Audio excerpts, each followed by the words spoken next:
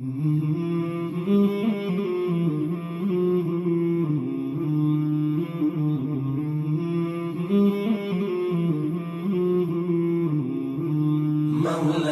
صل وسلم دائما أبدا على حبيبك خير الخلق كلهم. مولاي صل وسلم دائما أبدا على حبيبك خير الخلق كلهم. محمد سيد الكونين والثقلين، محمد سيد الكونين والثقلين والفريقين من عرب ومن عجم. Bourde, thème et esthétique. Le célèbre poème nommé « Bourde » est un recueil d'éloges, formulé à l'endroit du prophète Muhammad, paix et salut sur lui. C'est Cheikh Seydi Hadji Malick Sy qui a officialisé sa renommée au Sénégal via la préparation du Maouloud où ces 10 chapitres sont récités dans les 10 premiers jours du mois béni de Rabiul Awwal, qui accueille la naissance de notre bien-aimé prophète Seydi Ahmed. Dans l'histoire officielle de ce recueil, on relate la douloureuse maladie de Muhammadoul Bousseri, cet Iranien auteur de l'œuvre et qui, après avoir composé le poème, verra sa maladie guérir. Lors de la composition de ce chef-d'œuvre, le prophète lui était également apparu et l'avait aidé dans le complément d'un vers. Le contenu de l'œuvre. Sur le plan du contenu, le texte poétique le plus célèbre d'Imam Bousseri, plus connu sous le nom de Bourde, est un écrit panégyrique dédié au bien-aimé prophète Seydi Ahmad, paix et salut sur lui. Il s'agit d'un poème de type mimiya, rimé à la lettre mime, dont le nombre total de vers est de 160. Le niveau de langue soutenu avec lequel le poème a été composé force l'admiration et témoigne de l'inspiration céleste qui a été le socle de ce recueil de 10 chapitres. Chapitre 1 – Introduction au poème. Comme à l'accoutumée des styles poétiques arabes, le chapitre introductif ou ghazal traite d'une histoire métaphorique qui semble se détacher du sujet bien qu'il en fasse référence. Ainsi, le sujet traité est l'amour passionnel et ses manifestations, comme en témoignent d'ailleurs ces 2 vers. Tu me fais parvenir ton conseil alors que je ne l'écoute pas. Certes, celui qui aimait sourd des avertissements. Chapitre 2 – Mise en garde contre les passions. Ce chapitre hautement instructif témoigne également de la dimension mystique et ésotérique de l'auteur. Ainsi, Imam Bousseri y montre l'importance d'avoir une maîtrise sur les passions et pulsions qui caractérisent l'individu. Une réalité qui, de manière métaphorique, est perceptible à travers ces 2 vers restés célèbres en raison de leur véracité. L'âme charnelle, naf, est comme un enfant, si tu le négliges. Il grandit en aimant téter, mais si tu le sèvres, il s'abstient. Transforme ses désirs et évite de le suivre. À chaque fois que tu suis la passion, tu seras certes incriminé ou maudit. Chapitre 3 – L'éloge du prophète, paix et salut sur lui. D'un point de vue stylistique et esthétique, cette section pourrait à elle seule résumer ce texte poétique. En fait, l'auteur y fait la description majestueuse du prophète, il y montre sa dimension inégalée et inégalable ainsi que sa primauté sur toutes les autres créatures. On y retrouve ce fameux vers à savoir, la limite de la connaissance sur lui est qu'il est un homme. En effet, lorsqu'Imam Bousseri composait ce poème, une fois arrivé à ce vers, il perdit ses mots et ne savait plus quoi dire.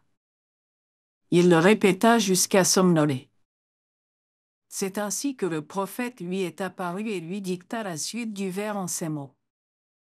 Mais il est le meilleur des créatures de Dieu à l'unanimité.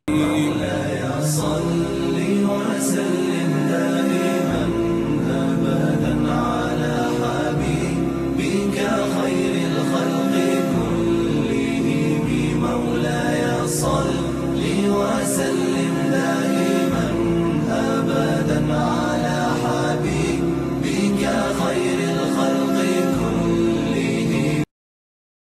Chapitre 4.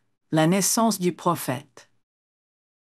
Hautement symbolique, cette partie du poème traite de la naissance du prophète Sidi Ahmad et de tous les miracles qui s'en sont suivis.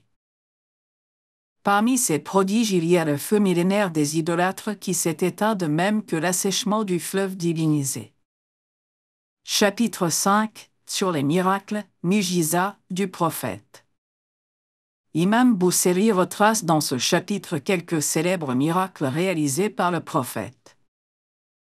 Parmi ceux-ci, il y a le nuage ombrageux qui le suivait et le protégeait des rayons de soleil, le miracle de l'araignée lors de l'Hégire, celui de la pluie torrentielle qu'il avait imploré après la longue période de disette et celui de l'arbre qui, lorsque le prophète l'appela, se mit à venir vers lui en dessinant sur le sol la profession de foi, La ilaha illallah Muhammadur Rasulullah, etc. Chapitre 6. L'éloge du Coran. Ce chapitre met en exergue le caractère intemporel du Coran dont le message est destiné à toutes les générations et à toutes les époques. Également, son verbe particulier, ses réponses exactes qui ont désavoué tous ceux qui ont tenté de le critiquer, sa capacité à purifier les âmes. Dans ces deux derniers vers, il dira « Ne sois point étonné de l'envieux érigé pour le critiquer en ignorance, alors qu'il est l'œuvre du connaisseur parfait. Souvent l'œil atteint de conjonctivite nie ne pas voir la lumière solaire, tandis que la bouche nie ne pas sentir le goût d'un plat à cause de la maladie. »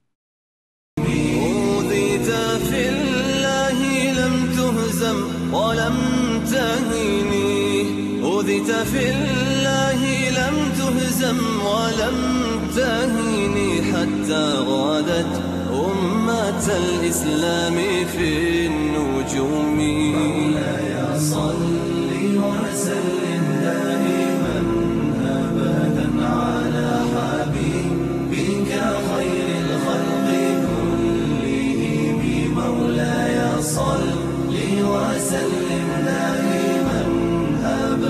على حبيبك خير الخلق كلهم. Chapitre 7. L'ascension céleste du prophète, Isra wal Miraj. Ici, c'est dans un style orthographique particulier, doublé d'une tonalité rimée d'une fort belle manière qu'Imam Bousseri revient sur la grandeur du prophète. De la même manière, il met en lumière la preuve de sa grandeur et de sa haute distinction lors de ce voyage et la façon dont il dirigea la prière devant tous les prophètes. Tu as gagné tous les prestiges sans aucun partage. Et on t'a attribué toutes les stations sans aucune bousculade. Élevés sont les degrés que tu occupes. Et difficile est d'obtenir les bienfaits qui t'ont été attribués. Chapitre 8. Ces batailles saintes, Jihad.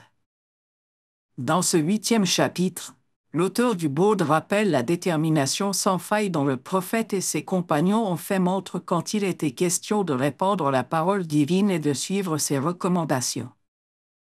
Ils sont tels une végétation de plateau en-dessus des chevaux, à cause de leur ferme volonté et non de ceinture serrée.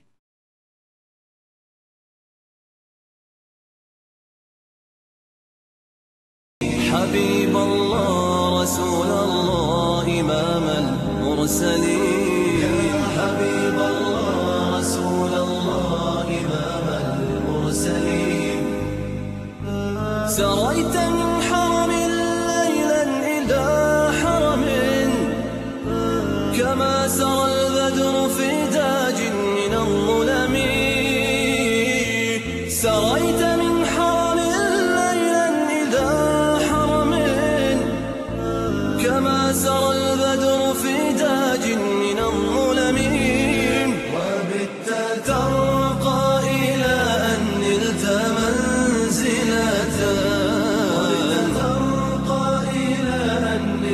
منزلة من قاب قوسين لم تدرك ولم ترامي.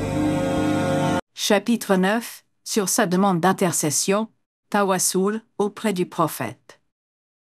Il commence ce chapitre en disant « J'ai formulé pour lui des éloges afin qu'on me pardonne les péchés d'une vie sacrifiée dans le champ et le labeur auprès des rois. » Ainsi, l'imam Bousseri évoque la nécessité pour tout musulman de consacrer sa vie à des œuvres de bienfaisance et de s'éloigner des choses frivoles ainsi que des bienfaisés au risque de le regretter à jamais. Chapitre 10 – Entretien et soumission de demande auprès du prophète. Dans ce dernier chapitre du recueil, il y est question de montrer la dimension mystique du prophète en tant que miséricorde ainsi que son rôle de salvateur pour quiconque cherche refuge auprès de lui. Ô messager d'Allah, ton grade n'est point limité pour moi pour sauver. Le jour où le majestueux Dieu portera son nom de Shatir Muntakim. Après avoir prié d'une formule éternelle sur le prophète, l'imam Bousseri adressera ses salutations et prières à l'endroit des 4 califes de Sidi Ahmad ainsi qu'à sa famille, ses compagnons et tous les musulmans du monde.